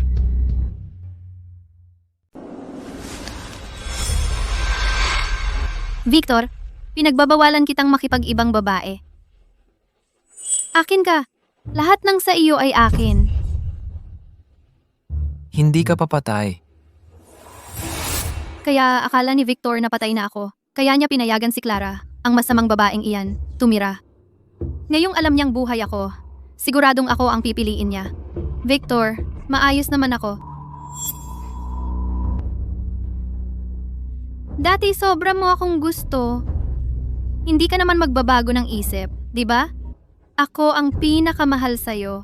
Palayasin mo siya sa bahay. Kung nakita ni Chloe kung gaano kami kalapit ni Clara, mababaliw kaya siya? Ang edukasyon, talento, at itsura ni Clara, alin doon ang hindi mas magaling sa'yo? Mas magaling siya kaysa sa'yo. Paano ko siya isusuko para sa'yo? Sa tingin mo ba, sapat ka na? Laging inakala ni Chloe na siya ay diyosa, na dapat sambahin ng mga lalaki. Ngunit ngayon, may ibang babae ang nagnakaw ng lalaking akala niya ay sa kanya. At higit pa, mas maganda at mas mahusay siya. Kaya doble ang sakit at kawalan ng pag-asa. Victor, hindi. Hindi mo to magagawa sa akin. Mahal ka ni Chloe. Mahal ka ni Chloe higit sa lahat. Tiyak na nagsisinungaling siya sa iyo. Hindi ka talaga niya gusto. Bigyan mo ako ng pagkakataon. At patutunayan ko na ako ang talagang nagmamahal sa iyo. Bakit ako naging bulag noon? Na hindi pinakasalan ng isang dakilang tao tulad ni Victor. Sa aking nakaraang buhay, ganito rin siya nagpanggap na biktima. Ang masamang babaeng ito, kung gaano siya nagdurusa, mas lalo akong natutuwa. Victor, huwag kang umalis. Nagkamali ako. Talagang nagkamali ako.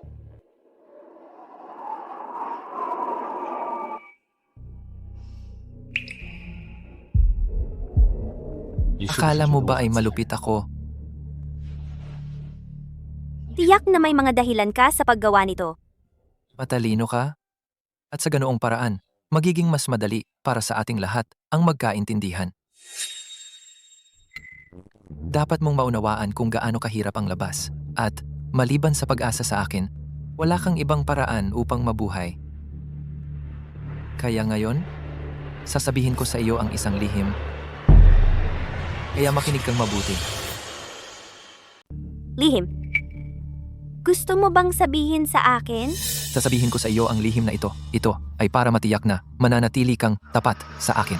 Mayroon akong hiwalay na dimensyong bulsa.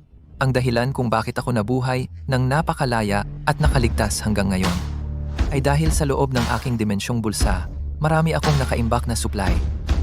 At hanggat ako ay buhay, maaari kang sumama sa akin at tamasahin ang mga supply na iyon. Talaga bang totoo ang mga kapangyarihan? Kainin mo. Para sa iyo iyan.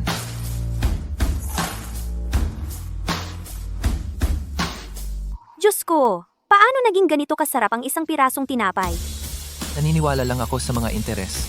Hindi ako nagtitiwala sa kalikasan ng tao. Ang kalikasan ng tao ay maaaring maging baluktot. Sa pamamagitan lamang ng pagpapaalam sa kanya na ako ay buhay, siya ay makakaligtas. Saka lamang siya bubuo ng alyansa ng kaginhawaan sa akin. Alam mo ba kung bakit sa lahat ng tao sa gusaling ito? Kahit na hindi tayo ang pinakamalapit, pinili pa rin kita. Dahil isa akong doktor, lahat ng kailangan mo ay nasa iyo na. Ngunit hindi ibig sabihin na hindi ka magkakasakit o masasaktan. Isa yon. Ngayon, ang pangalawang punto. Alam mo ba kung bakit? Dahil babae ako at napakaganda pa.